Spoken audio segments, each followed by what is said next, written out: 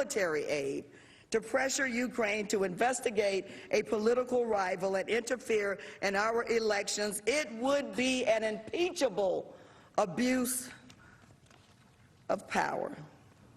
And Senator Graham, too, recognized that if such evidence existed, it could potentially change his mind on impeachment.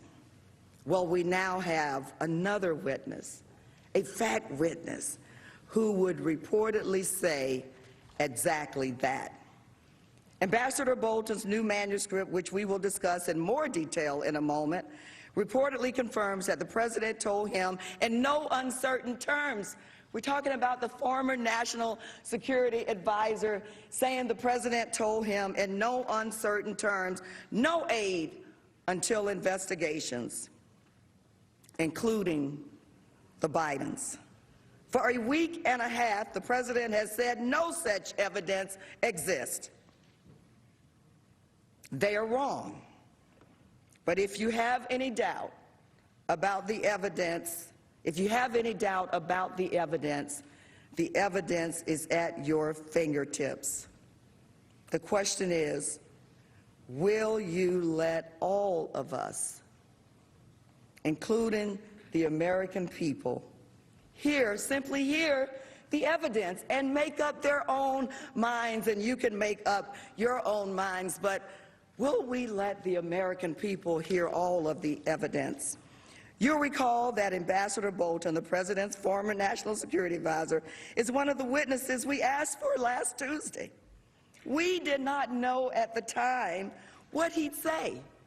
We didn't know what kind of witness that he would be, but Ambassador Bolton made clear that he was willing to testify and that he had relevant first-hand knowledge that hadn't yet been heard. We argued that we all deserve to hear that evidence, but the president opposed him. Now we know why. Because John Bolton could corroborate the rest of our evidence and confirm the president's guilt. So today, senators, we come before you and we argue again that you let this witness and the other key witnesses we have identified come forward so you have all of the information available to you when you make this consequential decision. If witnesses are not called here, these proceedings will be a trial in name only. And the American people clearly know a fair trial when they see one. Large majorities of the American people want to hear from witnesses in this trial, and they have a right to hear from witnesses in this trial. Let's hear from them. Let's look them in the eye, gauge their credibility, and hear what they have to say about the president's actions. For the same reasons, this body should grant our request to subpoena documents, the documents that the president also blocked the House from obtaining, documents from the White House, the State Department, DOD, and OMB that will complete the story and provide the whole truth, whatever they may be. We ask that you subpoena these documents so that you can decide for yourself. If you have any doubt as to what occurred, let's look at this additional evidence. To be clear, we're not asking you to track down every single document or to call every possible witness. We have carefully identified only 4 key witnesses with direct knowledge who can speak to the specific issues that the president has disputed. And we targeted key documents which we understand have already been collected, for example, at the State Department. They've already been collected. This will not cause a substantial delay. As I made clear last night, these matters can be addressed in a single week. As we made clear last night, these matters can be addressed in a single week. We know that from President Clinton's case. There, the Senate voted to approve a motion for witnesses on January 27. The next day, it established procedures for those depositions and adjourned as a court of impeachment until February 4. In that brief period, the parties took 3 depositions. The Senate then resumed its proceedings by voting to accept the deposition testimony into the record. In this trial, too, let's do the same. We should take a brief 1-week break for witness testimony and document collection, during which time the Senate can return to its normal business. The trial should not be allowed to be different from every other impeachment trial or any other kind of trial, simply because the President doesn't want us to know the truth. The American people that we all represent, the American people that we all love and care about, deserve to know the truth. And a fair trial requires it. This is too important of a decision to be made without all of the relevant evidence. Before turning to the specific need for these witnesses and documents, I want to make clear we are not asking you again to break new ground. We're asking quite the opposite. We are asking you to simply follow the Senate's unbroken precedents and to do so in a manner that allows you to continue the Senate's ordinary business.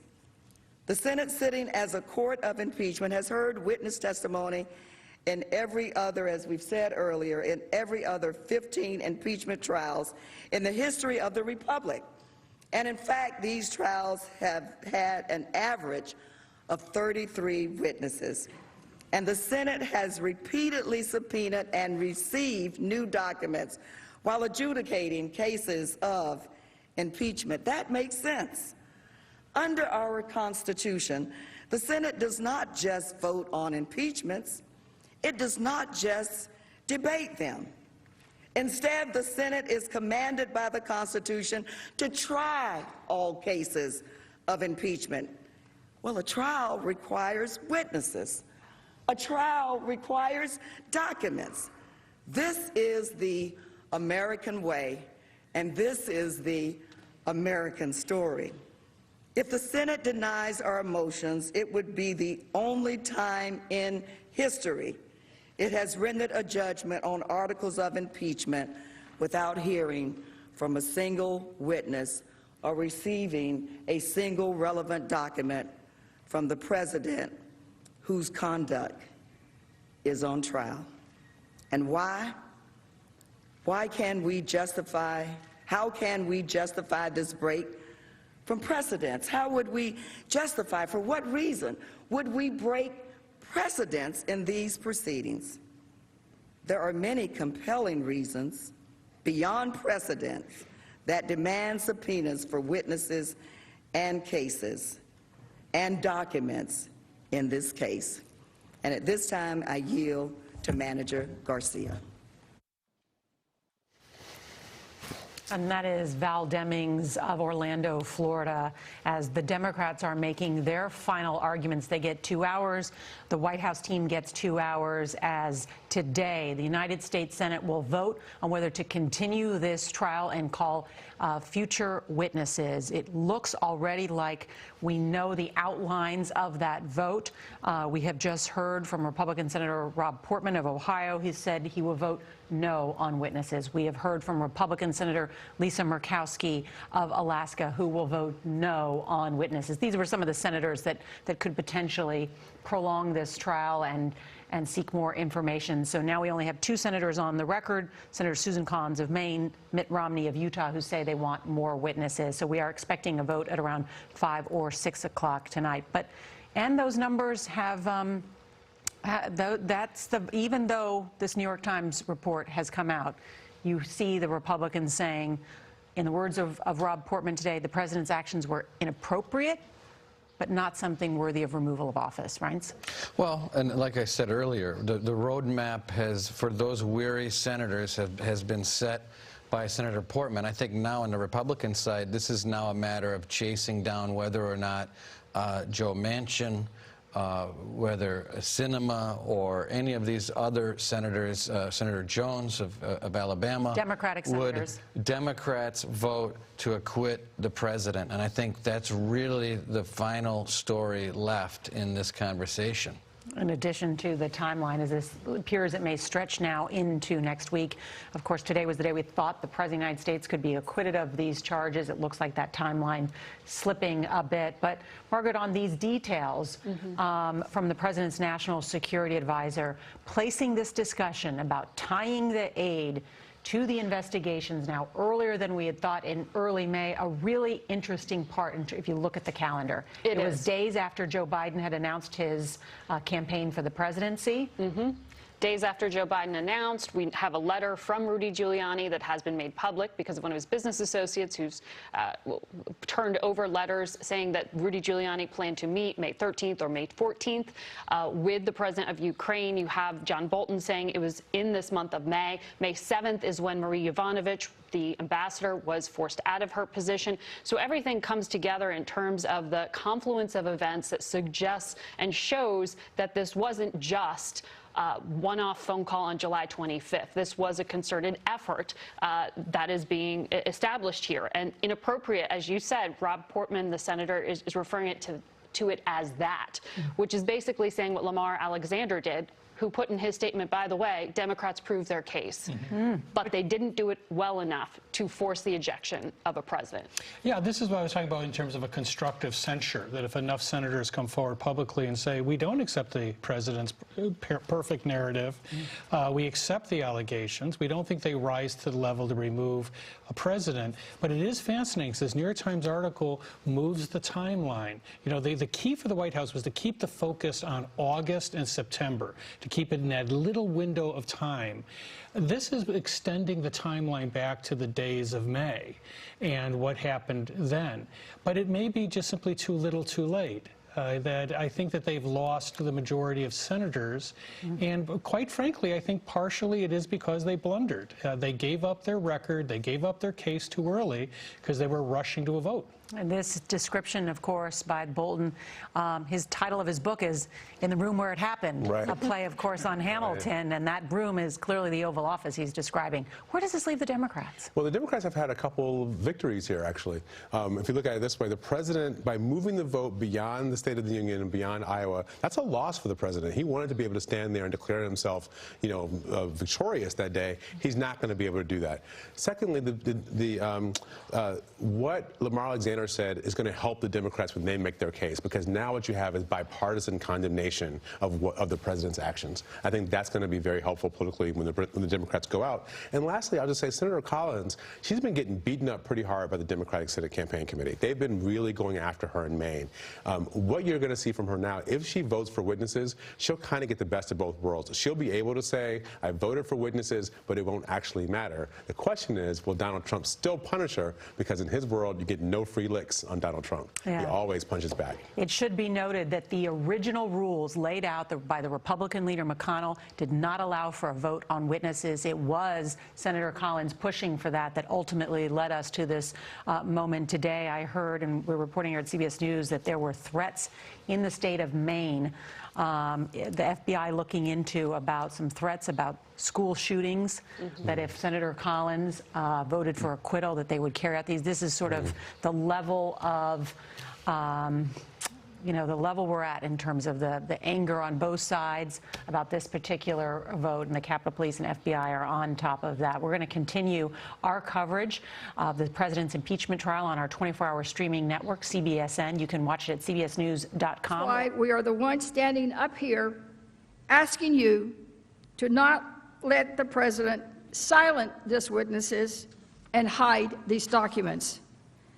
We don't know precisely what the witnesses will say or what the documents will show, but we all deserve to hear the truth. And more importantly, the American people deserve to hear the truth. Never before has a president been put himself above the law and hid the facts of his offenses from the American people like this one. We cannot let this president be different. Quite simply, the stakes are too high. Second, as this builds on what we have been arguing, the Senate requires and should want a complete evidentiary record before you vote on the most sacred task that the Constitution entrusts in every single one of you. I can respect that some of you have deep beliefs that the removal of this president would be divisive. Others, you may believe that allowing this president to remain in the Oval Office would be catastrophic to our republic and our democracy. But regardless of where you are, or regardless of where you land on this spectrum, you should want a full and complete record before you make a final decision and to understand the full story. It should not be about party affiliation. It should be about seeing all the evidence and voting your conscience based on all the relevant facts. It should be about doing impartial justice. Consider the harm done to our institutions, our constitutional order, and the public faith in our democracy. If the Senate chooses to close its eyes to learning the full truth about the president's misconduct, how can the American people have confidence in the result of a trial without witnesses? Third, the president should want a fair trial. He has repeatedly said that publicly, that he wants a trial on the merits. He specifically said it, you saw a clip, that he wanted a fair trial in the Senate. And that would have to be with witnesses that testify, including John Bolton and Mick Mulvaney. He said that he wants a complete and total exoneration. Well, whatever you say about this trial, there cannot be an exoneration without hearing from those witnesses, because an acquittal on an incomplete record after a trial lacking witnesses and evidence will be no exoneration. It will be no vindication, not for the president, not for this chamber, and not for the American people. And if the president is telling the truth and he did nothing wrong, and the evidence would prove that, then we all know that he would be an enthusiastic supporter of subpoenas. He would be here probably himself, if he could, urging you to do subpoenas if he had information that would prove he was totally not in the wrong. If he is innocent, he should have nothing to hide. His counsel should be the ones here asking today to subpoena Bolton and Mulvaney and others for testimony. The president would be eager to have the people closest to him to testify about his innocence. He would be eager to present the documents that show he was concerned about corruption and burden sharing. But the fact that he has so strenuously opposed the testimony of his closest advisors and all the documents speaks volumes.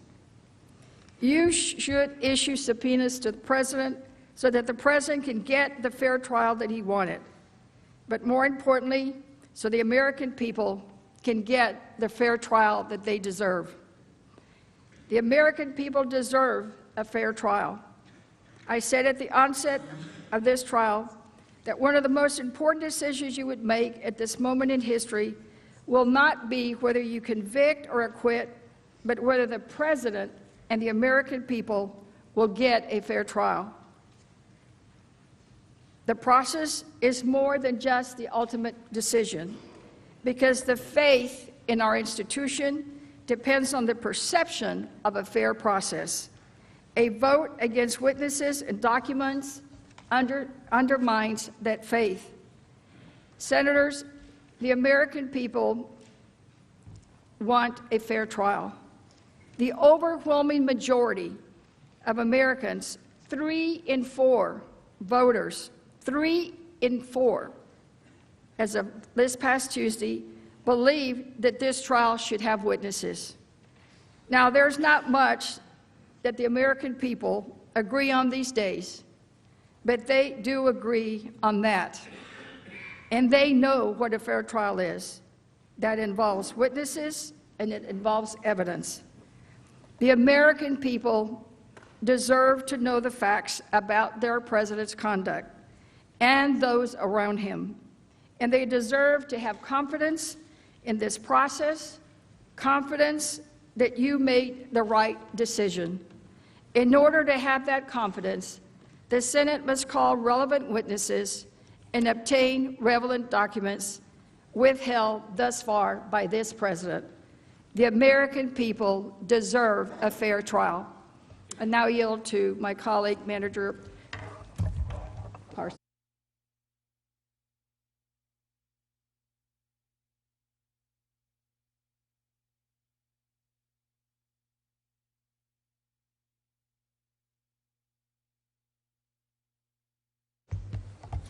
Mr. Chief Justice, members of the Senate, counsel for the President. Last week, the House managers argued for the testimony of 4 witnesses: Ambassador John Bolton, Mick Mulvaney, Robert Blair, and Michael Duffy. And during the presentations from both parties, it has become abundantly clear why the direct testimony from those witnesses is so critical, and new evidence continues to underscore that importance. So let's start with John Bolton. The President's counsel has repeatedly stated that the President didn't personally tell any of our witnesses that he linked the military aid to the investigations. There is simply no evidence anywhere that President Trump ever linked security assistance to any investigations. Most of the Democrats' witnesses have never spoken to the President at all, let alone about Ukraine security assistance. Not a single witness testified that the President himself said that there was any connection between any investigations and security assistance, a presidential meeting, or anything else. Simply not true, as the testimony of Ambassador Sondland and the admission of Mick Mulvaney make very clear. The evidence before you proves that the President not only linked the aid to the investigations, he also conditioned both the White House meeting and the aid on Ukraine's announcement of the investigations. But if you want more, a witness to acknowledge that the President told them directly that the aid was linked, a witness in front of you, then you have the power to ask for it. I mentioned this portion, there's a slide, I mentioned this portion of Ambassador's manuscript in the beginning, and Manager Schiff referenced it as well. But he says directly that the President told him this. Now, the President has publicly lashed out in recent days at Ambassador Bolton. He says that what Ambassador Bolton is saying is nasty and untrue. But denials in 280 characters is not the same as testimony under oath. We know that. Let's put Ambassador Bolton under oath and ask him point blank. Did the President use $391 million of taxpayer money, military aid, intended for an ally at war to pressure Ukraine to investigate his 2020 opponent? The stakes are too high not to. I'd like to briefly walk you through why Ambassador Bolton's testimony is essential to ensuring a fair trial. Also addressing some of the questions that you've asked in the past 2 days. First, turning back to Ambassador Bolton's manuscript. The President's counsel has said no scheme existed. And the President's counsel has cited repeated denials, public denials, of President Trump's inner circle about Bolton's allegations. None of them, of course, under oath. And as we know from the testimony of Ambassador Bolton, how important being sworn in really is. But Ambassador Bolton, as the top national security aide, has direct insight into the President's inner circle. And he is willing to testify under oath whether, quote, everyone was in the loop, as he testified before. Ambassador Bolton reportedly knows, quote, new details about senior cabinet officials who have publicly tried to sidestep involvement, end quote, including Secretary Pompeo and Mr. Mulvaney's knowledge of the scheme. Second, Ambassador Bolton has direct knowledge of key events outside of the July 25th call that confirm the president's scheme. Remember, this is exactly the type of direct evidence the President's counsel say doesn't exist. That's partly because they would like you to believe that the July 25th call makes up all of the evidence of our case. The call, of course, is just a part of the large body of evidence that you've heard about the past week, but it is a key part. But Ambassador Bolton has critical insight into the President's misconduct outside of this call, and you should hear it. Take, for example, the July 10th meeting with U.S. and Ukrainian officials at the White House. Dr. Hill testified during the meeting that Ambassador Sondland said that he had a deal with Mr. Mulvaney to schedule a White House meeting if the Ukrainians did the investigations. According to Dr. Hill, when Ambassador Bolton learned this, he told her to go back to the NSC's legal advisor, John Eisenberg, and tell him, quote, "I am not a part of whatever drug deal Sondland and Mulvaney are cooking up on this," end quote.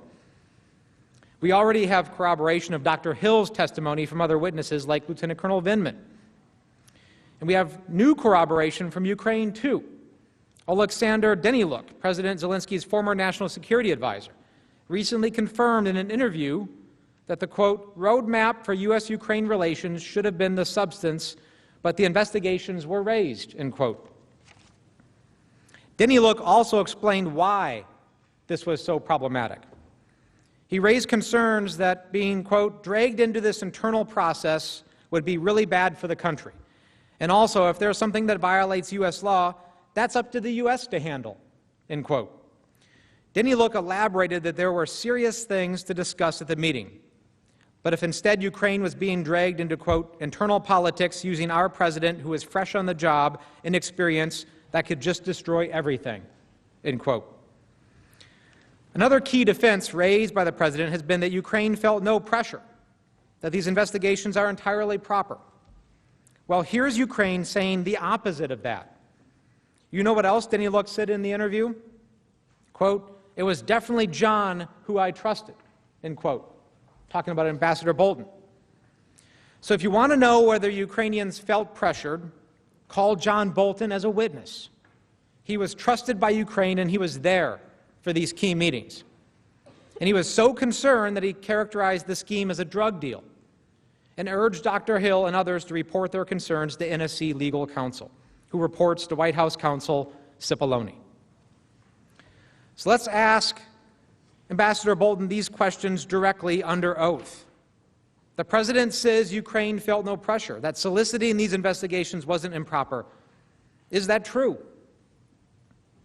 If it is true, why is Ukraine publicly saying that the talk of investigations could destroy everything? And if the president's administration thought this was okay, why did you use the words drug deal? We should ask him that. Why did you urge your staff to report concerns to lawyers? These are all questions that we can get the answers to. Third, the president has suggested the House managers have not presented any direct evidence about Mr. Giuliani's role in the scheme. In fact, it appears the House committee wasn't particularly interested in presenting you with any direct evidence of what Mayor Giuliani did or why he did it. Instead, they ask you to rely on hearsay, speculation, and assumption, evidence that would be inadmissible in any court. Well, once again, that's simply not true. But if you want more evidence, we know that Ambassador Bolton has direct evidence of Mr. Giuliani's role regarding Ukraine and expressed concerns about it. The president has suggested that Mr. Giuliani wasn't doing anything improper, and he was not involved in conducting policy. By their own admission, they said he wasn't doing policy. So let's ask John Bolton what Giuliani was doing, and whether the investigations were politically motivated or part of our foreign policy. He would know. Dr. Hill testified that Ambassador Bolton said Mr. Giuliani was, quote, "a hand grenade," which she explained referred to, quote, all of the statements that Mr. Giuliani was making publicly, that the investigations that he was promoting, that the storyline he was promoting, the narrative he was promoting was going to backfire, end quote. The narrative Mr. Giuliani was promoting, of course, was asking Ukraine to dig up dirt on Biden. Dr. Hill also testified that Ambassador Bolton was so concerned, he told Dr. Hill and other members of the NSC staff, quote, "Nobody should be meeting with Giuliani," end quote. And that was, quote, "closely monitoring what Mr. Giuliani was doing and the messaging that he was sending out," end quote. So let's ask Ambassador Bolton. If Mr. Giuliani wasn't doing anything wrong, why were you so concerned about his behavior? That you directed your staff to have no part in this. If Mr. Giuliani wasn't trying to dig up dirt on Biden, why did you seem to think he was, that he could, quote, blow everything up? Fourth, the President has said that there was nothing wrong with the July 25th call. But once again, the evidence suggests that Ambassador Bolton would testify that the opposite is true. According to witness testimony, Ambassador Bolton expressed concerns even before the call that it would be, quote, a disaster, because he thought there would be, quote, talk of investigations or worse. Now, if the President would have you believe that the call was perfect, as he's repeatedly stated, why don't we find out? Because all of the evidence before you suggests otherwise. And Ukraine knows this is not the case. The call was not perfect. Daniluk is clear on this point. He said, quote, "One thing I can tell you that was clear from this July 25th call is that the issue of the investigations is an issue of concern for Trump," end quote. Or it was clear. But if there's still any uncertainty, we must ask Ambassador Bolton. If there was no scheme, how did you know President Trump would raise investigations on the call? What made you so concerned a call would be a disaster? Fifth, the President's main defense, once again, is that he withheld the military aid for a legitimate reason. But the evidence doesn't support that.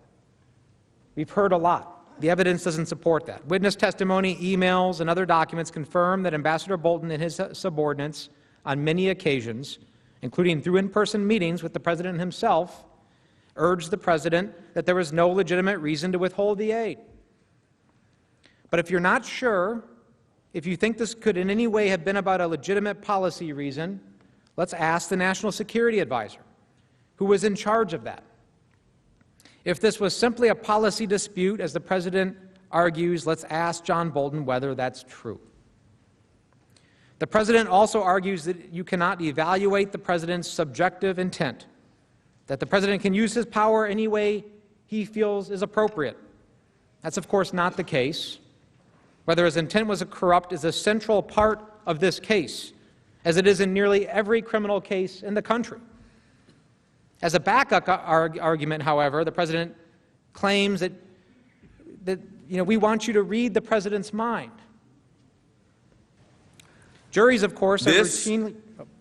entire impeachment process is about the House manager's insistence that they are able to read everybody's thoughts, they can read everybody's intention, they think you can read minds. They want to tell you what President Trump thought. Of course, are routinely asked to determine the defendant's state of mind. That's central to almost every criminal case in the country. And it's disingenuous for the President's counsel to argue that the defendant's state of mind is unknowable, that it requires a mind reader, or is anything but the most common element of proof of any crime, constitutional or otherwise. But if you want more information, let's ask the President whether John Bolton can help fill in any gaps about his state of mind. If you think about it, John, he knows some of my thoughts. He knows what I think about leaders. The case is about the President's conduct in Ukraine. John Bolton knows a lot about that. Let's hear from him. A fair trial demands it. And it's more than just ensuring a fair trial. It's about remembering that in America, truth matters. As Mr. Bolton said on January 30th, quote, "The idea that somehow testifying to what you think is true is destructive to the system of government we have, I think, is very nearly the reverse. The exact reverse of the truth," end quote. Now, as Manager Schiff started this out, the truth continues to come out. Again, in an article today, more information. The truth will come out, and it's continuing to. The question here before this body is, what do you want your place in history to be? Do you want your place in history to be, let's hear the truth, or that we don't want to hear it?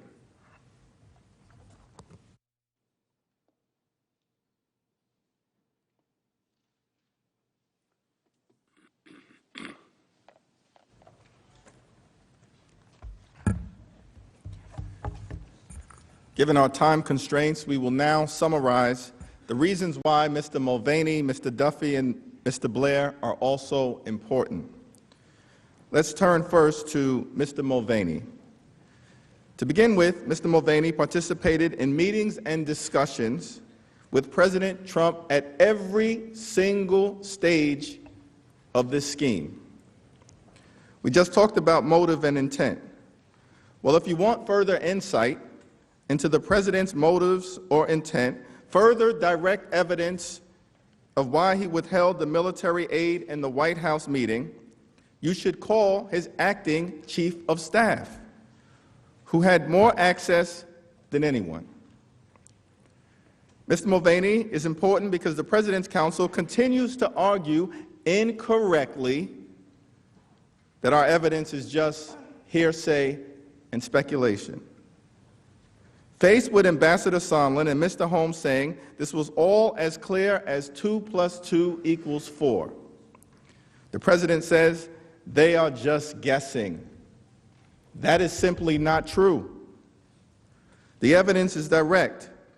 The evidence is compelling and confirmed by many witnesses, corroborated by text messages, emails, and phone records. But if you want more evidence, if you want another first-hand account for why the aid was withheld, for the undisputed quid pro quo for that White House meeting, let's just hear from Mick Mulvaney.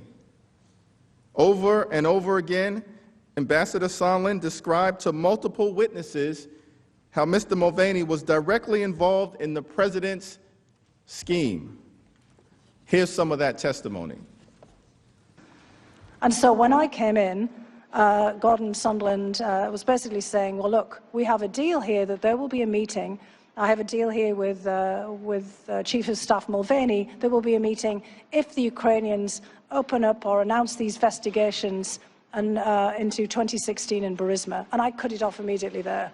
Ambassador Bolton told me that I am not part of this whatever drug deal that Mulvaney and Sondland are cooking up. What did you understand him to mean by the drug deal that Mulvaney and Sondland were cooking up? I took it to mean investigations for a meeting. Did you go speak to the lawyers? I certainly did. What I want to ask you about is, he makes reference in that drug deal to a drug deal cooked up by you and Mulvaney. It's the reference to Mulvaney that I want to ask you about. You've testified that Mulvaney was aware of this quid pro quo, of this condition that the Ukrainians had to meet, that is, announcing these public investigations to get the White House meeting. Is that right? Yeah, a lot of people were aware of it, and including Mr. Mulvaney. Correct. Remarkably, the President is still denying the facts, even as they argue that if it's true, it's still not impeachable. But if the President did nothing wrong, if he held up the aid because of so-called corruption or burden-sharing reasons, he should want his Chief of Staff to come testify under oath before this distinguished body and say just that. Why doesn't he want Mulvaney to appear before the United States Senate? Well, we know the answer. Because Mr. Mulvaney will confirm the corrupt shakedown scheme. because Mr. Mulvaney was in the loop. Everyone was in the loop. As Ambassador Sondland summarized in his testimony on July 19th, he emailed several top administration officials, including Mr. Mulvaney, that President Zelensky was prepared to receive POTUS's call and would assure President Trump that he intends to run a fully transparent investigation and will turn over every stone. Mr. Mulvaney replied, "I asked NSC to set it up for tomorrow." The above email seems clear. Ambassador Sondland testified that it was clear, that he was confirming to Mr. Mulvaney that he had told President Zelensky he had to tell President Trump on that July 25th call that he would announce the investigation, which he explained was a reference to one of the two phony political investigations that President Trump wanted. And Mr. Mulvaney replies that he'll set up the meeting, consistent with the agreement that Sondland explained he'd reached with Mr. Mulvaney to condition a meeting on the investigations. But if there's any uncertainty, if there's any lingering questions about what this means, let's just question Mick Mulvaney under oath. Mr. Mulvaney also matters because we have heard several questions from this distinguished body of senators wanting to understand when or why or how the President ordered the hold on the security aid. As the head of the Office of Management and Budget, Mr. Mulvaney has unique insights into all of these questions. Your questions. Remember that email exchange between Mr. Mulvaney and his deputy, Rob Blair, on June 27th, when Mulvaney asked Blair about whether they could implement the hold? And Blair responded that it could be done, but that Congress would become unhinged. It wasn't just Congress.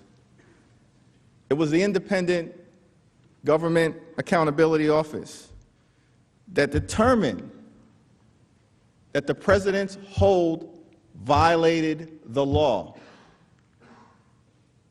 But if the President's counsel is going to argue without evidence that he withheld the aid as part of U.S. foreign policy, seems to make sense that the Senate should hear directly from Mr. Mulvaney, who has firsthand knowledge of exactly these facts.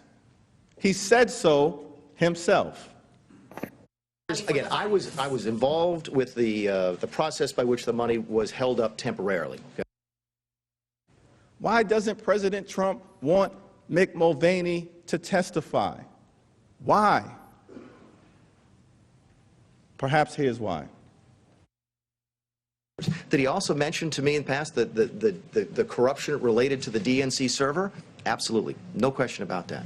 But that's it. And that's why we held up the money. Now, there was a report. So the demand for an investigation into the Democrats was part of the reason that he ordered to withhold funding to Ukraine. The look back to what happened in 2016 certainly was part of the thing that he was worried about in corruption with that nation. And that is absolutely appropriate. But to be clear, what you just described is a quid pro quo. It is funding will not flow unless the investigation into the Democratic server happened as well. We do that all the time with foreign policy. We were holding up money at the same time for what was it? The Northern Triangle countries.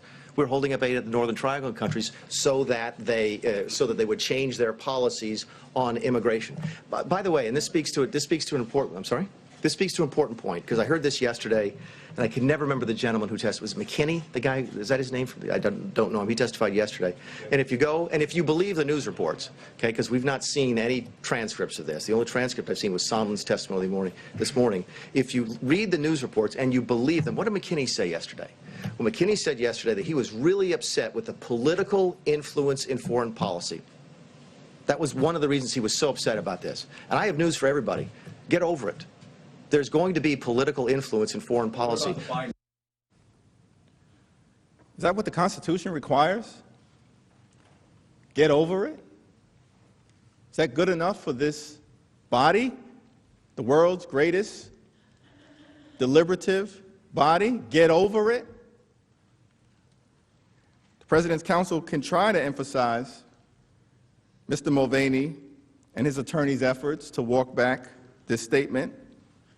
But as you've seen with your own eyes, the statement was unequivocal. And even when given the chance in real time on that day, on October 17th, to deny a quid pro quo, he doubled down. Get over it, he said. But if you have any questions about what the real answer is, where the truth lies, there's only one way to find out. Let's all just question Mr. Mulvaney under oath during a Senate trial. After all, counsel said that cross-examination was the greatest vehicle in the history of American jurisprudence ever invented to ascertain the truth. Your standard. Finally, I'd like to touch briefly on the importance of Mr. Blair and Mr. Duffy to this case. The President's lawyers have argued that withholding foreign aid is entirely within his right as Commander-in-Chief, that this was a normal, ordinary decision, and that this is all just one big policy disagreement. We have proven exactly the opposite. This can't be a policy disagreement because the President's hold actually went against U.S. policy. The hold was undertaken outside of the normal channels by a president who they admit was not conducting policy. The hold was concealed not only from Congress, but from the President's own officials responsible for Ukraine policy. And most importantly, the hold violated the law. The President has the right to make policy, but he does not have the right to break the law and coerce an ally into helping him cheat in our free and fair elections. And he doesn't have a right to use hundreds of millions of dollars in taxpayer funds as leverage to get political dirt on an American citizen who happens to be his political opponent. But if you remain unsure about all of this, who better to ask than Mr. Blair or Mr. Duffy? They oversaw and executed the process of withholding the aid. They can tell us exactly how unrelated to business as usual this whole shakedown scheme was when it was underway. They can testify about why the aid was withheld and whether there was any legitimate explanation for withholding it. Some of you have asked that very question. Multiple officials, including Ambassador Sondland, Ambassador Taylor, David Holmes, Lieutenant Colonel Vindman, Jennifer Williams, and Mark Sandy, all testified that they were never given a credible explanation for the hold. So let's ask Mr. Blair, let's ask Mr. Duffy if this happens all the time, as Mick Mulvaney suggests. Why at this time, in connection with this scheme, were all of those witnesses left in the dark. Despite the president's refusal to produce a single document, to produce a shred of information in this impeachment inquiry undertaken in the House, his administration did produce 192 pages of Ukraine-related email records in Freedom of Information Act lawsuits, albeit in heavily redacted form. These documents confirm Mr. Duffy's central role in executing the hold. He's on nearly every single email released. Nearly every single email. Here's an important email from that production. Just 90 minutes after the July 25th call, Mr. Duffy emailed officials at the Department of Defense that they should hold off on any additional DoD obligations of these funds. Mr. Duffy added that the request was sensitive and that they should keep this information closely held. The timing is important because if the aid wasn't linked to the July 25th call, if it wasn't related, why the sensitive, closely held request made within 2 hours of that call? Let's just ask Mr. Duffy. Mr. Duffy and Mr. Blair can testify about the concerns raised by DoD to the Office of Management and Budget, about the illegality of the hold, and why it remained in place even after DoD warned the administration that it would violate the Impoundment Control Act. Now, the President, of course, has disputed this fact. But we have demonstrated that OMB was warned repeatedly by DoD officials of two things. First, continuing to withhold the aid would prevent the Department of Defense from spending the money before the end of the fiscal year. And second, the hold was potentially illegal, as turned out to be the case. By August 9th, DoD told Mr. Duffy directly that DoD, the Department of Defense, could no longer support the Office of Management and Budget's claims that the hold would not preclude timely execution of the aid for Ukraine, our vulnerable ally at war with Russian-backed separatists. Yet, as Mr. Duffy reportedly told Ms. McCusker at the Department of Defense on August 30th, there was a clear direction from POTUS to continue the hold. Clear direction from the President of the United States to continue the hold. So how did Mr. Duffy understand the clear direction to continue the hold? Why is the President claiming that this wasn't unlawful when DoD, the Department of Defense, repeatedly warned his administration that it was? Wouldn't we all like to ask Mr. Duffy these questions? Finally, here's another reason why we know this was not business as usual.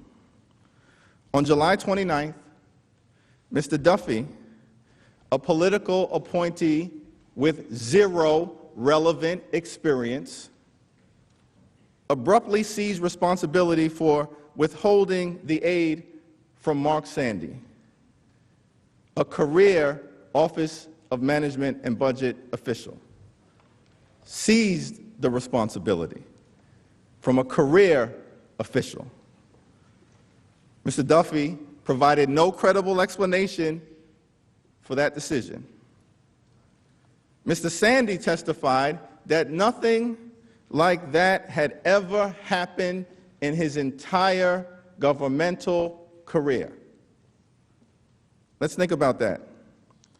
If this is as routine as the president claims, why is a career official saying he's never seen anything like this happen before? Mr. Duffy knows why. Shouldn't we just take the time to ask him? The American people deserve a fair trial. The Constitution deserves a fair trial. The President deserves a fair trial. A fair trial means witnesses. A fair trial means documents. A fair trial means evidence. No one is above the law. I now yield to my distinguished colleague, Manager Lofgren.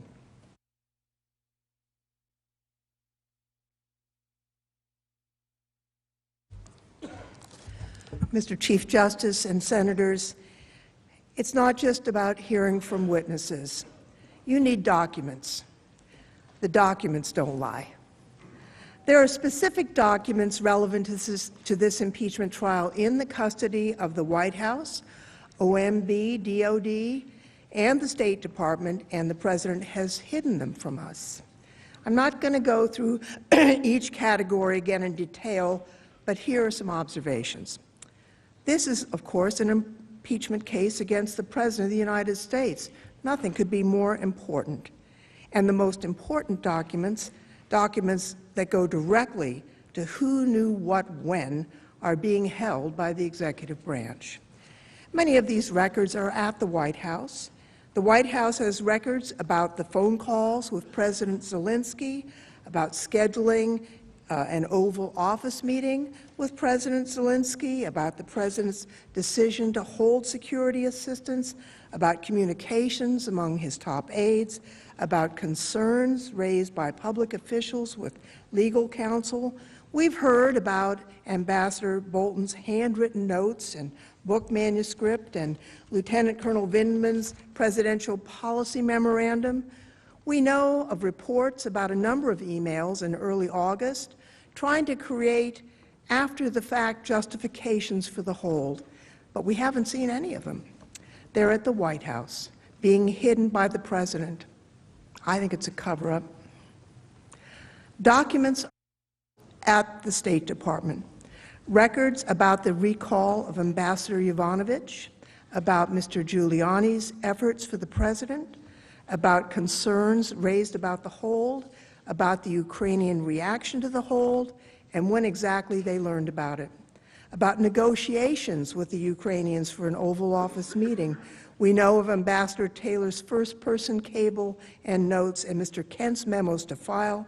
We know about Mr. Sondland's emails with Pompeo and Breckbull and Mulvaney and Perry, but we haven't seen them. They're sitting at the State Department. DOD and OMB also have records. Records about President Trump's hold on military aid to Ukraine, about the justification for the hold, about hiding the hold from Congress and trying to justify the hold after the fact, and about why the hold was lifted, but we haven't seen them. They're at DOD and OMB. Why haven't we seen them? Because the President directed all of his agencies not to produce them. This trial should not reward the President's really unprecedented obstruction by allowing him to control what evidence you see and what will remain hidden. You should ask for these documents on behalf of the American people, and you should ask for these documents to get the truth yourself. Now let's come back to the issue of delay, since the President's lawyers have suggested that having witnesses and documents would make this trial take too long. There will be lengthy court battles, they say. The President might even invoke executive privilege for the very first time in this entire impeachment process. It would be better, we're told, to skip straight to the final verdict, to break from centuries of precedent and end this trial without hearing from a single witness, without reviewing a single document that the President ordered hidden. Respectfully, that shouldn't happen. House managers aren't interested in delaying these proceedings. We're interested in the full truth, in a trial that is fair to the parties and to the American people, in the facts that the President's Counsel agrees are so critical to this trial. It's why we've said we won't go to court. We'll follow all the rulings of the Chief Justice. We can get the witness depositions done in a week. In fact, I know we can because if you, the senators, order it, that's the law. You have the sole power to try impeachments. If questions or objections come up, including objections based on executive privilege, the Senate itself and the Chief Justice in the first instance can resolve them. We aren't suggesting that the President waive executive privilege. We simply suggest that the Chief Justice can resolve issues related to any assertion of executive privilege. As the Supreme Court recognized in the case of Judge Walter Nixon, judges will stay out of disputes over how the Senate exercises its sole power to try impeachments. That ensures there will be no unnecessary delay, and it's why we propose we suspend the trial for 1 week, and that during that time, you go back to business as usual. While the trial is suspended, we'll take witness depositions, review the documents that are provided at your direction. The 4 witnesses you should hear from are readily available. Ambassador Bolton has already said he will appear. We can and would move quickly to depose these witnesses within a week of the issuance of subpoenas. The documents, too, are ready to be produced. We're ready to review them quickly and to present additional evidence. Meanwhile, the Senate can continue going about its important legislative work as it did during the depositions in the Clinton impeachment trial. The President's opposition to this suggestion says a lot. The President is the architect of the very delay he warns against. He could easily avoid it. He could move things along. He could stop trying to silence witnesses and hide evidence. I think he's afraid the truth will come out. He hopes his threats of continued delay, however unjustified, will cause you to throw up your hands and give up on a fair trial. Please don't give up. This is too important for our democracy. A decision to forego witnesses and documents at this trial would be a big departure from Senate precedent. When the Senate investigated Watergate, it heard from the highest White House officials. That happened because a bipartisan majority of the Senate insisted. We got to the truth then because the Senate came together and put a fair proceeding above party loyalty. We should all want the truth, and so we ask you, do it again, that you put aside any politics, party loyalty, belief in your president, which we understand and sympathize with, but subpoena the documents and the witnesses necessary to make this a fair trial, to hear and see the evidence you need to impartially administer justice. Now, there's been a lot of discussion of executive privilege during this trial. Even if the President asserts executive privilege, something he has not yet done, it wouldn't harm the President's legal rights or cause undue delay, and here's why. Let's focus on John Bolton, since this week's revelations confirm the importance of his testimony. First, as a private citizen, John Bolton is fully protected by the First Amendment if he wants to testify. There's no basis for imposing prior restraint for censoring him just because some of his testimony could include conversations with the President. That's commonplace. As long as his testimony isn't classified, it is shielded by the Free Speech Clause, by the First Amendment. Ambassador Bolton has written a book. It's inconceivable that he is forbidden from telling the United States Senate, sitting as a high court of impeachment, information that shortly will be in print. If the President did attempt to invoke executive privilege, he would fail. It's true for two separate reasons. First, claims of executive privilege always involve a balancing of interests.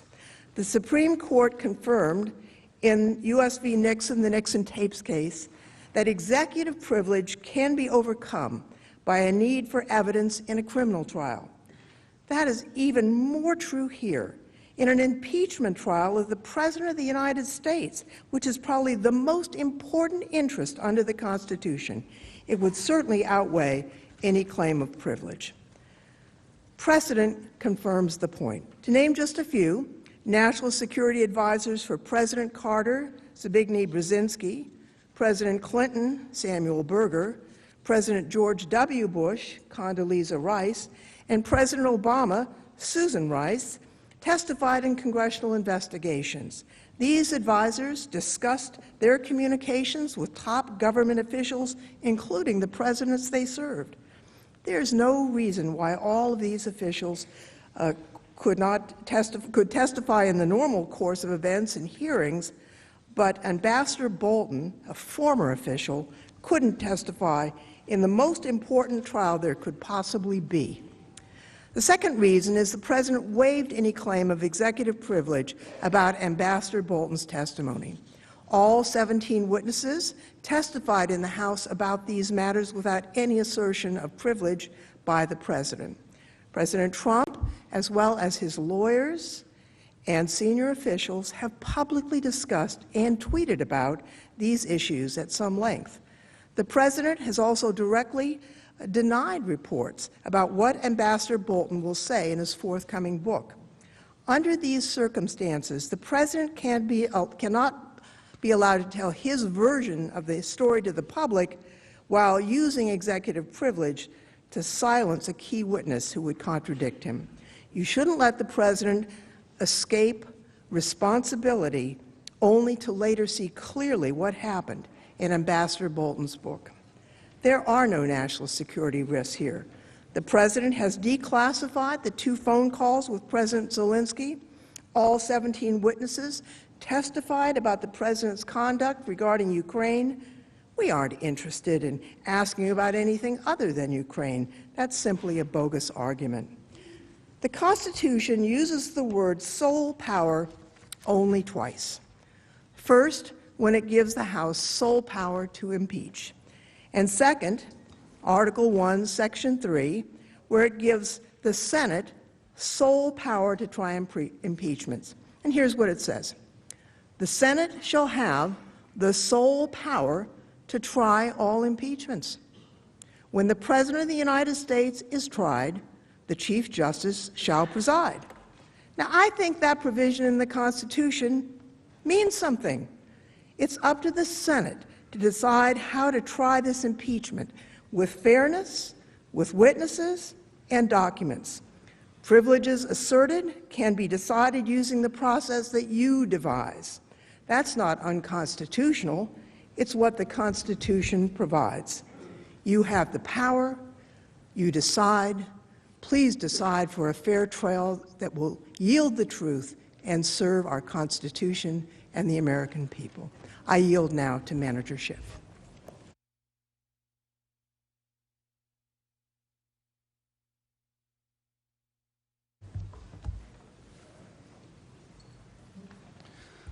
Senators, before we yield to counsel for the President, I'd like to take a moment by talking about what I think is at stake here. A no vote on the question before you will have long-lasting and harmful consequences long after this impeachment trial is over. We agree with the President's counsel on this much. This will set a new precedent. This will be cited in impeachment trials from this point to the end of history.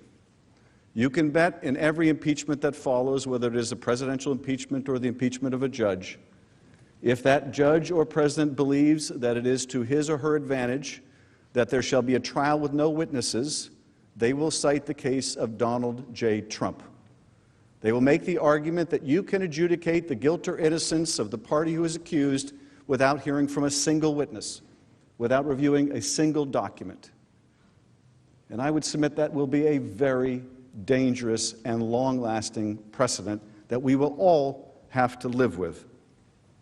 President Trump's wholesale obstruction of Congress strikes at the heart of our Constitution and democratic system of separation of powers. Make no mistake, The President's actions in this impeachment inquiry constitute an attack on congressional oversight, on the co-equal nature of this branch of government, not just on the House, but on the Senate's ability as well to conduct its oversight, to serve as a check and balance on this president and every president that follows. If the Senate allows President Trump's obstruction to stand, it effectively nullifies the impeachment power. It will allow future presidents to decide whether they want their misconduct to be investigated or not, whether they would like to participate in an impeachment investigation or not. That is a power of the Congress. That is not a power of the President. By permitting a categorical obstruction, it turns the impeachment power against itself. How do we respond to this unprecedented obstruction will shape future debates between our branches of government and the executive forever. And it's not just impeachment. The ability of Congress to conduct meaningful and probing oversight that by its nature is intended to be a check and balance on the awesome powers of the executive branch, hinges on our willingness to call witnesses and compel documents that President Trump is hiding with no valid justification, no precedential support. If we tell the President effectively, you can act corruptly, you can abuse the powers of your office to coerce a foreign government to helping you cheat in an election by withholding military aid, and when you're caught, you can further abuse your powers by concealing the evidence of your wrongdoing, the President becomes unaccountable to anyone. Our government is no longer a government with three co-equal branches. The President effectively, for all intents and purposes, becomes above the law. This is, of course, the opposite of what the framers intended. They purposely entrusted the power of impeachment to the legislative branch so that it may protect the American people from a president who believes that he can do whatever he wants. So we must consider how our actions will reverberate for decades to come and the impact they will have on the functioning of our democracy. And as we consider this critical decision, it's important to remember that no matter what you decide to do here, whether you decide to hear witnesses and relevant testimony, the facts will come out in the end. Even over the course of this trial, we have seen so many additional facts come to light. The facts will come out. In all of their horror, they will come out. And there are more court documents and deadlines under the Freedom of Information Act.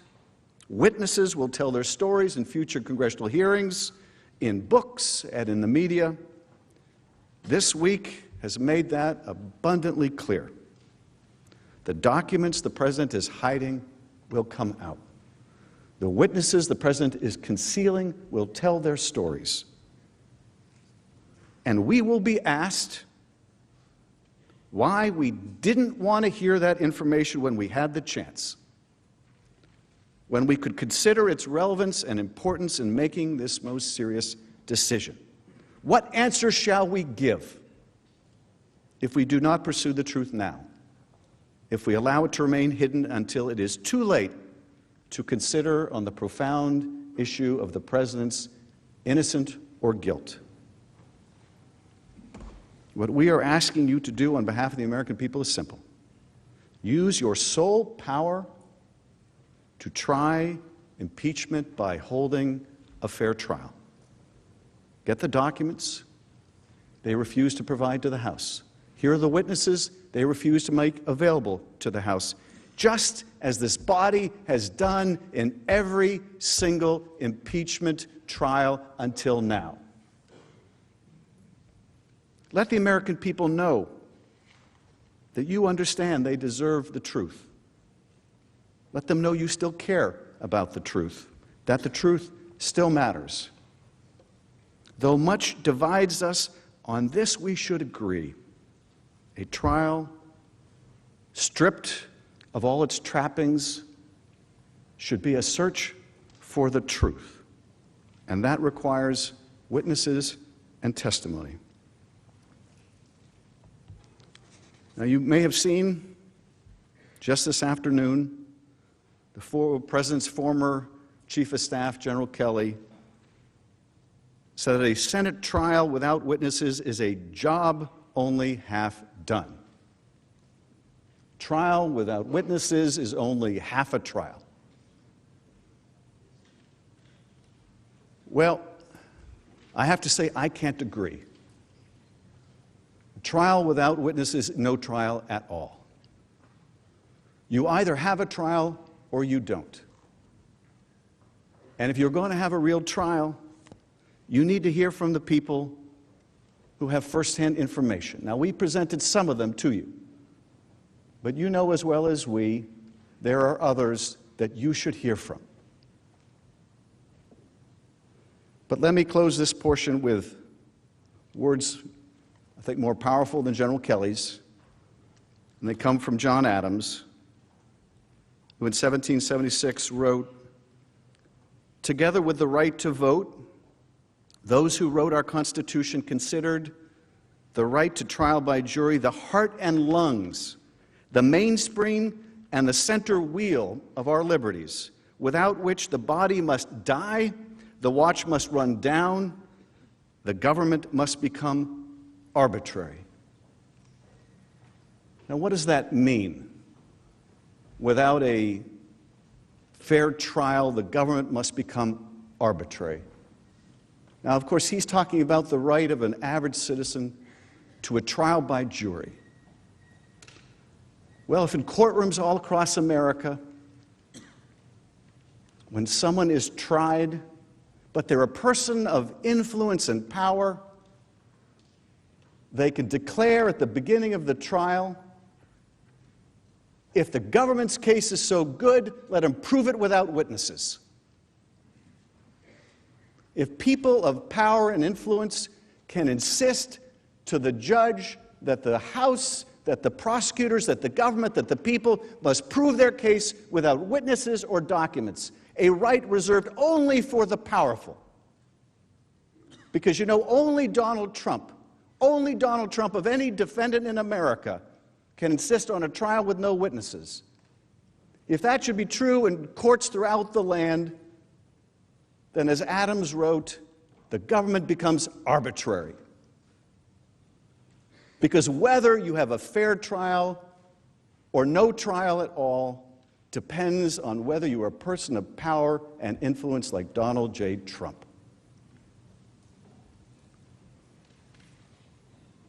The body will die, the clock will run down, and our government becomes arbitrary. The importance of a fair trial here is not less than in every courtroom in America. It is greater than in any courtroom in America, because we set the example for America. I said at the outset, and I'll repeat again, your decision on guilt or innocence is important, but it's not the most important decision. If we have a fair trial, however that trial turns out, whatever your verdict may be, at least we can agree we had a fair trial. At least we can agree that the House had a fair opportunity to present its case. At least we can agree that the President had a fair opportunity to present their case, if we have a fair trial. And we can disagree about the verdict, but we can all agree the system worked as it was intended. We had a fair trial, and we reached a decision. Rob this country of a fair trial, and there can be no representation that the verdict has any meaning. How could it, if the result is baked in by the process? Assure the American people, whatever the result may be, that at least they got a fair shake. There's a reason why the American people want to hear from witnesses. And it's not just about curiosity. It's because they recognize that in every courtroom in America, that's just what happens. And if it doesn't happen here, the government has become arbitrary. There is one person who is entitled to a different standard. and that's the President of the United States. And that is the last thing the founders intended. We reserve the balance of our time. Thank you, Mr. Manager. Mr. Chief The Justice, Majority Leader is recognized. I request the Senate take a 15-minute recess. Without ordered.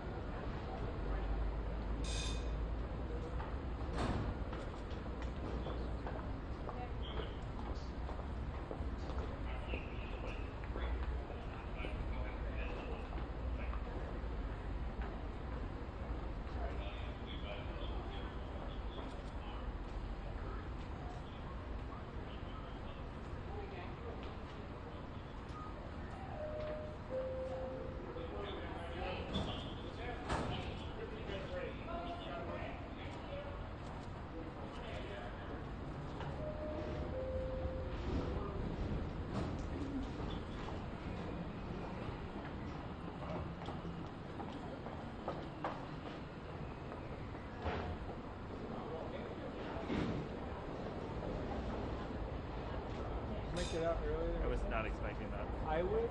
Oh, when he heard it say, I heard Shiv say, I'm going to conclude this portion, and I was like... Oh, I didn't hear him. I was like half paying attention, half eating like a roll. So we kind of like cover. So one of us will be at the full camera, and then one of us just like off camera.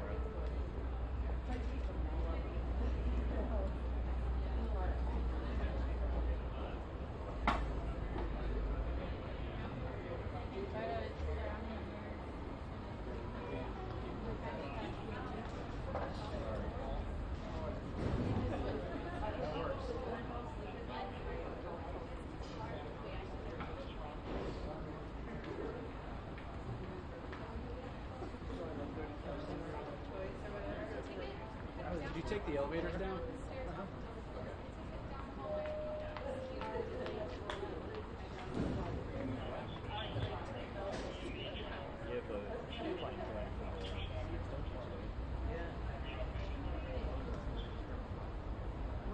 Where is Michael? Do we know? Did you ever get your lunch yet?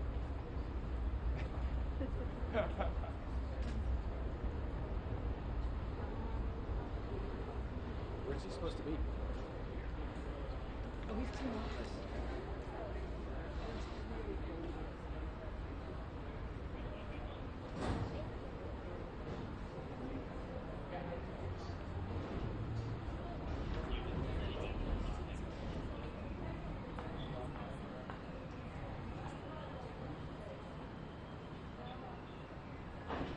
You guys are moving away from that. Well...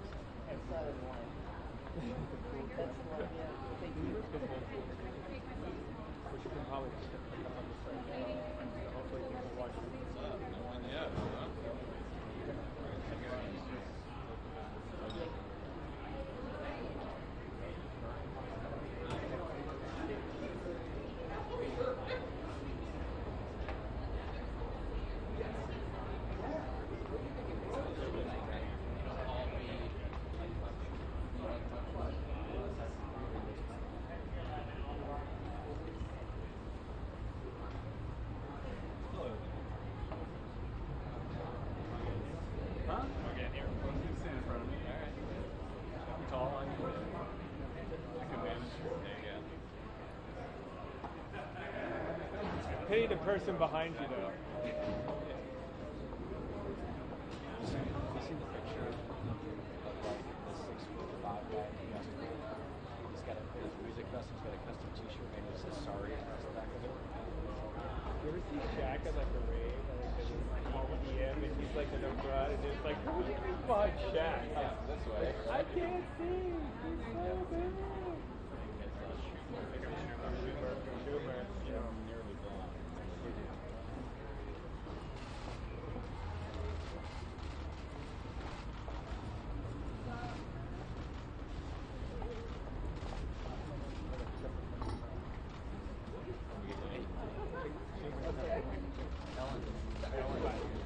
Probably did. Okay, I'm going to be rather brief. Look, at 11 o'clock this morning, I was upstairs, and we said there's certainly going to be more revelations that come out. Little did we know that an hour later, a thunderbolt struck. John Bolton sat in the room with Mr. Mulvaney, Cipollino, and they talked all about withholding aid and letting the Ukrainian president know. More and more evidence comes out. It will. No mistake about it. What happened today won't be the only or even the most significant and important leak that comes out, because that's just how it is. When you have so many, one of the most troubling things about this is what the president did was so wrong, and there were so many people in the loop, all of whom shrugged their shoulders and went along with something that was decidedly against the law. Maybe they said to themselves, well, that's who Donald Trump is, that's who we're working for. But when there are so many people in the loop, there are so many revelations from that loop as time goes on. And so, no, folks. And so, that it is devastating. As for, there is no agreement between Leader McConnell and myself. We have stood for one thing. We do not want this rushed through. We do not want it in the dark of night. Members have an obligation to tell the American people and to tell the people of their states why they are voting. So we are going to use whatever power we have to prevent it from being rushed through. But right now there is no agreement. I'm not going to take any questions. That's it. But there could be an agreement soon? You got a side eye. There was no question. I heard him ask something. I said, could there be an agreement soon? And then he just like turned around like a little.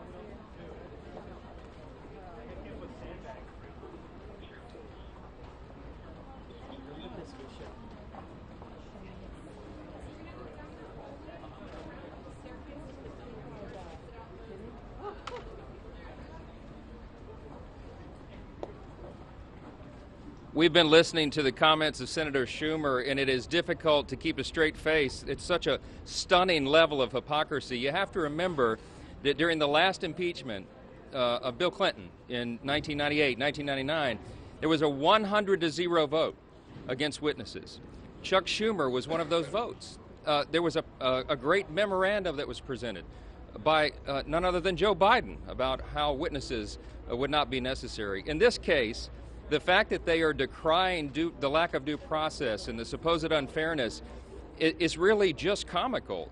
Everyone knows, and every American can see, how this whole process developed, how it came through the House, how Adam Schiff and his team engineered the entire process, the sham process we call it, because there's no better explanation. Secret hearings in the basement, the lack of the president's counsel being involved, having any opportunity of involvement for 71 out of the first 70 or 79 days of this whole proceeding. They didn't allow Republicans to ask questions. They didn't allow Republican witnesses. Look, this is all famously known now by all the American people. So the idea that they would be down here saying that this is illegitimate and somehow the president being acquitted today doesn't really count, that there'll be an asterisk next to this. The only asterisk in the history books will be about the sham single-party impeachment that this has been, and that the Founding Fathers clearly warned us against. They've opened a Pandora's box, as we keep saying, and we're very concerned about the future. I'll let my other colleagues speak here.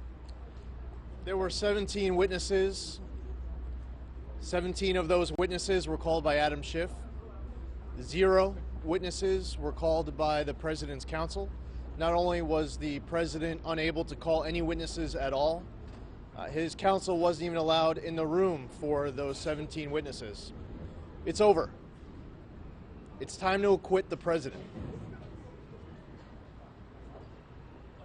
I think what all of the senators in there agree is that regardless of what happened over here, House Democrats didn't do their job over there. On December 18th, we warned them. We stood on the floor of the House and said, there isn't enough evidence and testimony to impeach this president. But they were in a hurry to do that. And we told them, Senate Democrats aren't going to agree with you, and that's proven to be the case. 17 witnesses called over here, could have been 117. The number of witnesses available to the House Democrats was the exact number that the House Democrats wanted to call over in the House. They didn't do that. Yeah, I would just say the same thing. 17 to 0 is enough. Good news is the Senate is now not going to call any more witnesses. They don't want 18 to nothing. They don't want 19 to 0. They don't want 20 to 0. And we know that'd be the case.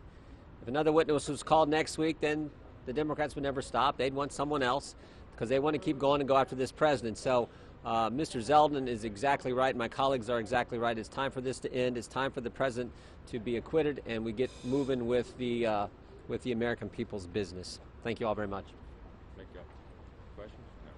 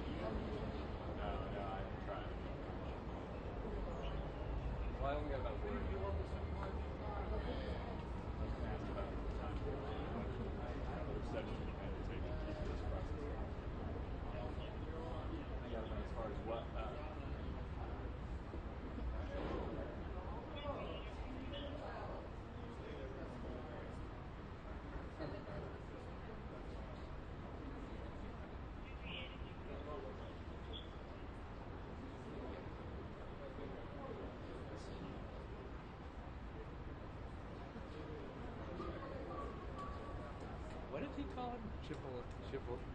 Chipolono. Sounds like a sandwich you order somewhere. I mean, after he got the floor for literally the equivalent of what, how many days?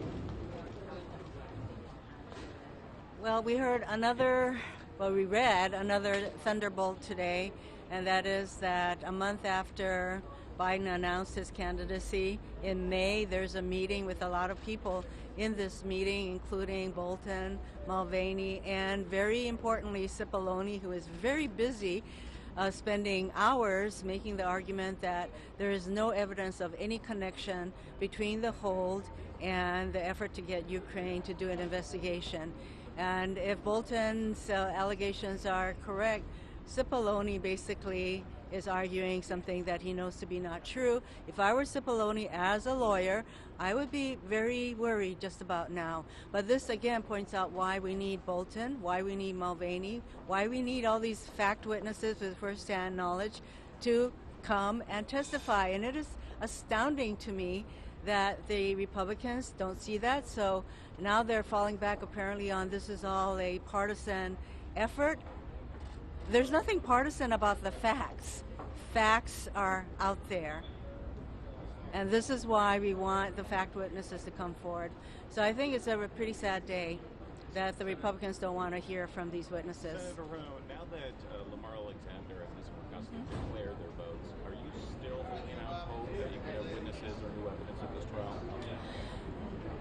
It doesn't look as though that the Republicans are going to see their way to face the facts and allow the people of America basically to get the information. However, you know, we're going to hear from Bolton one way or the other. There were so many people in the loop that all of this kind of information, there are texts, there are emails, there are all kinds of communications.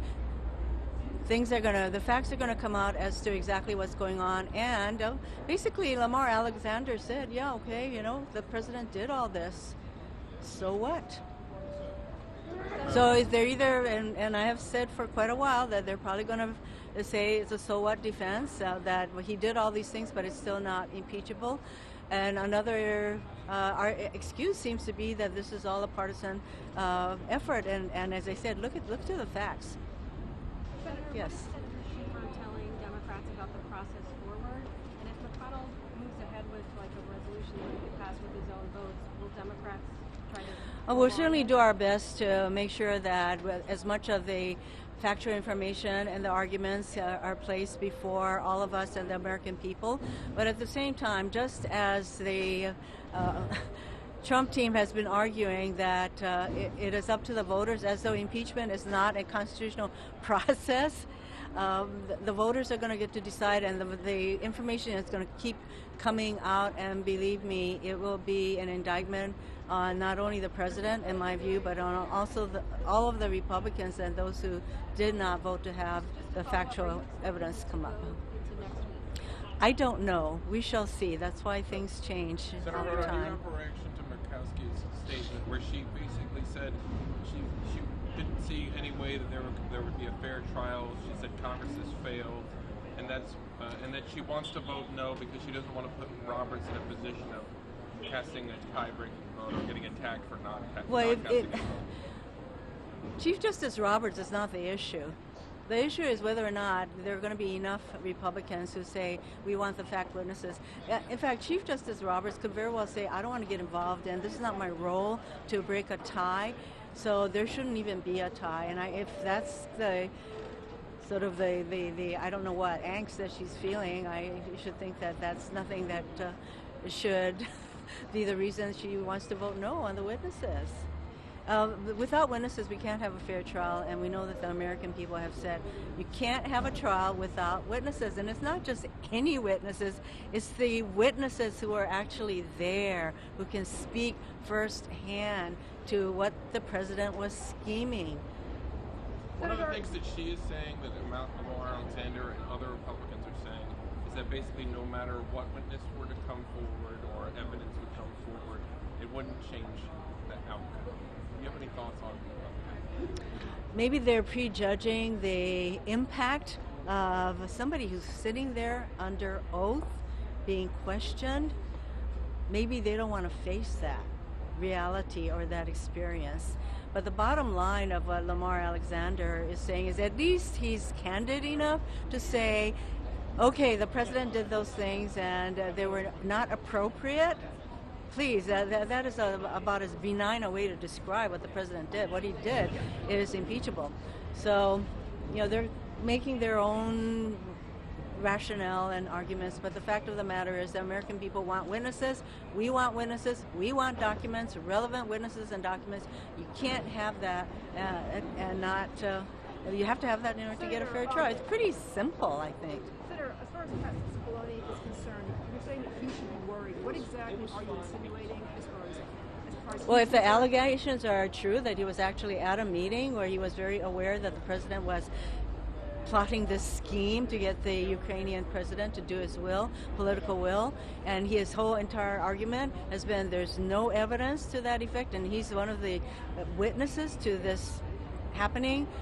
There is such a thing as when lawyers lie to the tribunal, there are things that can happen to you. Senator Hirono, would you like to see There are disciplinary actions, but that's, you know what, I'm not focusing on that right now. I'm just saying if I were Pat Cipollone, I would be worried. But I'm still focused on the need to get witnesses. Senator Schumer said if the president is acquitted, it will have a permanent asterisk on it. Do you agree? And is this now how, are Democrats now focused on how Republicans who voted to acquit the president will be remembered by history and by voters? There's agreement both sides, both the House managers and the Trump team, that this is going to have lasting impact, but the impacts are described very differently. In my view, the lasting impact will be that any president who doesn't want to comply with duly issued subpoenas can say, you know what, I'm just not going to comply with any of your subpoenas. I'm not going to have any of my people testify. You see, that does tremendous damage to the checks and balances. So I don't know how we expect any of our committees in any other matter to get information out of this administration. It is already not that easy to get information from this administration, by the way. For example, there's 6 children who have already died under our custody. Do you think that we're getting all the information as to what's going on with all these children in our custody? No.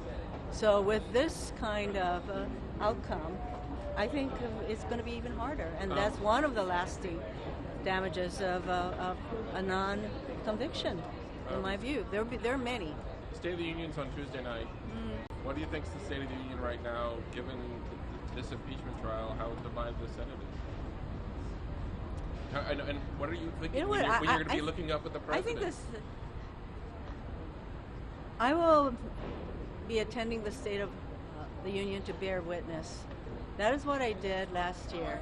By bearing witness, that means that I do not clap, I do not acknowledge, I'm just there as a witness. And I know that he's going to use that to make all kinds of arguments, because basically he's an unhinged, lawless person who lies every single day. So I expect him to use the State of the Union to lie about everything he's doing. But you know what? That's 2 days from now, or however. I'm still focused on what we need to do here, and I'm waiting for the votes on this, and people will be on record.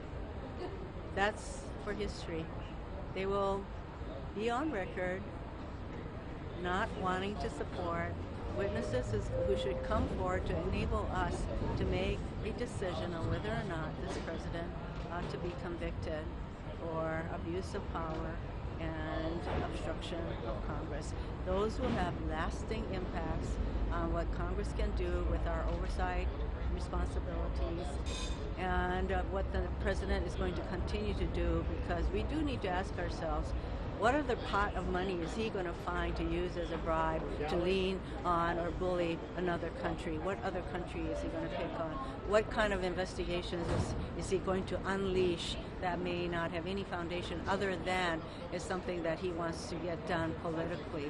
And that's what we've been told, that the president can do basically anything he wants under Article 2, and that is his belief, and his non-conviction will simply lend a lot of support to that belief. And we are seeing, as I said yesterday, we are witnessing the coronation of Trump as king, with Mitch McConnell holding the crown and the Republicans holding the train. Do you think there is still a value in going through the impeachment process, even if you end up with this vindication, acquittal, crowning moment? This is a responsibility we have, a constitutional responsibility to have this trial. And we're going to continue to advocate for the need for a fair trial, and that's what we need to do. We're not going to just truncate and shut ourselves down. You know, we're going to do everything we can to make sure that our voices continue to be heard, and that there's every possibility, down to the time of the various votes, that maybe some Republicans will see the light. Is part of the strategy in drawing out this trial into next week to deny the president a victory lap at the State of the Union? I don't think that that's really the impetus for it. There may be some other considerations, such as maybe people need to have a chance to express, their views on what's going on. Senator, Last question. If the president is acquitted, whether it's tonight or next week, would you then support a censure of the president? I'm not there. To me, in my view, this is an up or down vote based on the evidence, and if it is the Republicans who are saying that the president can get away with doing this, and if there's any effort on their part, such as if Lamar Alexander says, yes, the president did this, it was inappropriate, I think any censure motion, in my view, should come from the Republicans. All right, thanks, everybody.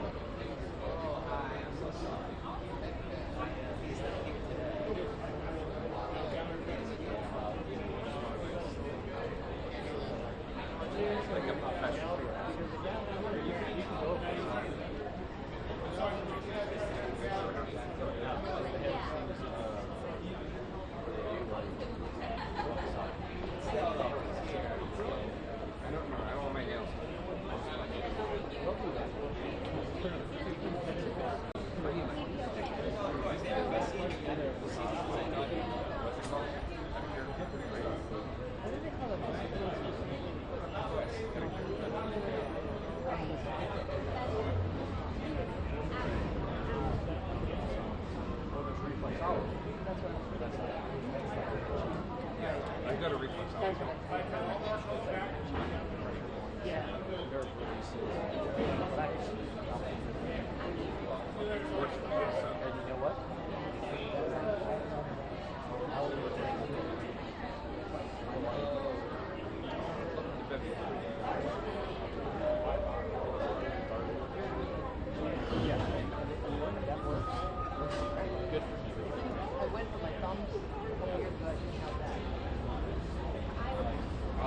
go.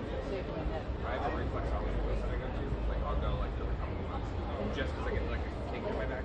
Like they work. Well, it's a plus one. So it's like I usually get like medium soft. If you go hard, they go hard. I don't think that's good. That's not good. So I'll get like a soft to medium. But like I figure out if I'm there.